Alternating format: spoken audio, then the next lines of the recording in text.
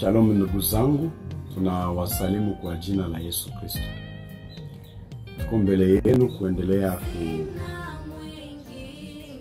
kuwatolea somo ya mwaka huu.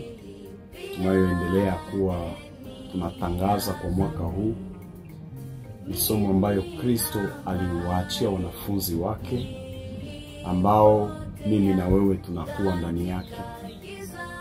Somo hii inapatikana katika kitabu ya Mathayo sura yake ya 5. Inasema hivi, sura yake ya 5 na verse ya 21.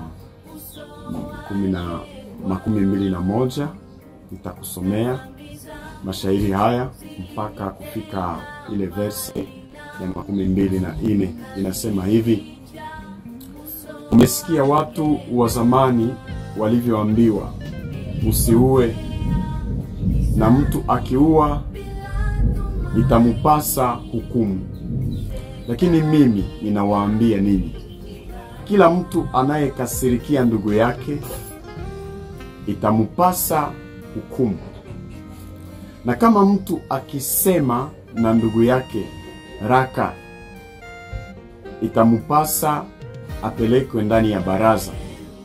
Na mtu akisema mpumbafu wewe, itamupasa atupo katika gehena ya moto. Basi kama ukileta sadaka yako madhabahuni, na kule ukikumbuka ya kama ndugu yako ana neno juu yako, acha sadaka yako mbele ya madhabahu,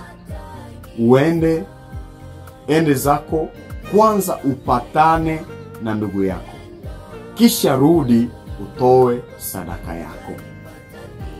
Somo kubwa tunayokuwa nayo katika mwaka huu wa 2025, na tunayotangaza kwa ulimwengu wote, tunayotangaza kwa Wakristo wote, ni somo inayosema upatanisho ni alama ya wana wa Mungu na suluhisho kwa mambo yote. Hii ndio tunataka katika mwaka huu tupate kueleweshana, tupate kutangaziana ya kwamba kupatana ni alama inayoonesha ya kwamba mimi ni mtoto wa Mungu, wewe ni mtoto wa Mungu. Ni alama ya wafuasi wa Kristo, na ni suluhisho kwa kila kitu. Sababu nikipatana na wewe, nikihitaji kazi nitaipata. Wapo wengi kati ya kanisa, wapo wengi katika dunia wanaweza kukosa kazi sababu wamefarakana, hawajapatana, hawajakubali kusikilizana na wenzao. Kristo alisema, kama unataka kuitoa sadaka yako kwenye madhabahu, patana kwanza. Ukikumbuka kama ndugu yako iko na neno juu yako, acha sadaka yako kwanza, rudi upatane kwanza na ndugu yako. Hii iko message kubwa ambayo Kristo alituachia sisi wafuasi wake. Inaonyesha kwamba upatanisho wetu katikati yetu ina alama kubwa ya ibada yetu kupokelewa. Sababu kutoa sadaka ni ibada. Ina maana kwamba ibada inagusa Mungu. Ibada yangu inagusa Mungu, ibada yako itagusa Mungu wakati unaifanya ukiwa umepatana na watu uliofarakana nao. Wapo watu wengi hata wanajipiga kifua ya kwamba ni wa Kristo, lakini bado hawajajiandika katika shule ya Kristo, shule ya kupatanishwa. Mpendwa, hakuna kwenye unaenda katika kuifanya ibada yako haitapokelewa. Biblia inasema patana haraka sana na ndugu yako, patana haraka sana na mshitaki wako, ili ibada yako ipokelewe. Hii ni alama kubwa ya watoto wa Mungu.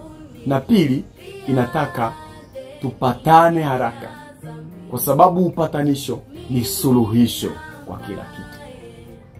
Kama vile tunavyoshuhudia, mume na mke wakifarakana katika nyumba, hakuna salama. Suluhisho haitaonekana mahali ambapo upatanisho haupo. Lazima mimi na wewe tupatane. Lazima mimi na wewe tupatane. Kwa hivyo patana haraka na yule ambaye mmekoseana naye, ili ibada yako ipendeze Mungu, ili sadaka zako zipokelewe. Hata unaweza kutoa mamilioni kanisani, unaweza kutoa mamilioni kwa wajane, unaweza kutoa mamilioni kwa yatima. Kabla haujapatana na mke wako, kabla haujapatana na mume wako, bado ungali mbali na ibada ya kweli. Lazima upatane na yule ndugu yako. Patana na mshitaki wako kabla mungali pamoja. Kabla haujalipa sengi ya mwisho wakati utakuwa huko gerezani. Upatanisho ni alama ya wana wa Mungu. Upatanisho ni suluhisho kwa kila jambo. Mungu akusaidie. Mungu akubariki. Shalom.